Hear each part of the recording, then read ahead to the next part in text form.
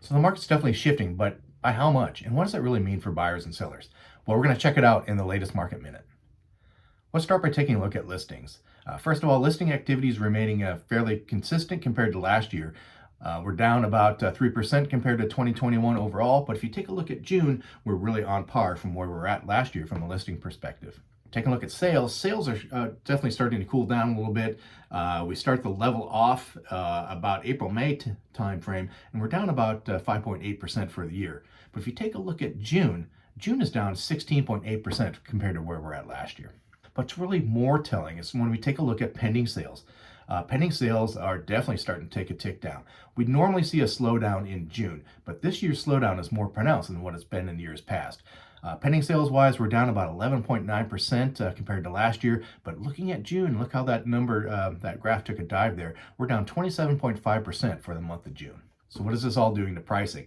Well, we're starting to see pricing level off. It's been doing so since about April, and it's been bouncing around from about $600,000 to $620,000 for about the last 8 weeks. Last week we were at $609,000. I'm happy to see that this price has continued to climb like it has been in the past. So when you look at what's going on with listings, you look at what's going on in sales, we're obviously building some inventory. So last month in June, we had 1.4 months worth of inventory. That's the highest we've seen since June of 2020. But take a look at this graph here, and let's go back a couple years prior to that. We're still well below where we were at in 2018, 2019, when we're in that 2 to 3 month time frame for inventory. I expect to see inventory continue to climb as we go through summer. I would think we're going to be closing in on 2 to 3 months as we get through the summer period here. I also want to point out what's going on with mortgages, because obviously that's a big topic out there.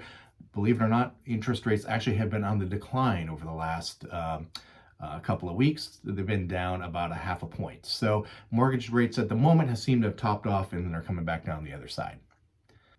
So what does this all mean for buyers and sellers? Well, first of all, contrary to popular belief, mortgage rates have been moving down like I just talked about. And for buyers also, there's less competition out there. You're definitely going to have more choices if you're out there looking. Homes have been sitting on the market a while, and we're seeing fewer multiple offers. When you look for sellers, well, kind of the same is true. There are fewer buyers out there, so homes are taking longer to sell. Some homes are going to sit on the market a couple of weeks, or maybe a month or more.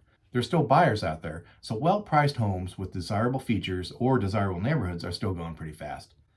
And then lastly, what I want to point out to sellers, now more than ever, marketing your home is going to become more important, and we're going to see that continue on as we move forward. You're going to want to be able to make sure you're using an expert and doing everything you can to make your home stand out, to drive traffic, and stand out against the competition. Have questions about the market, what we're seeing, or maybe about your home?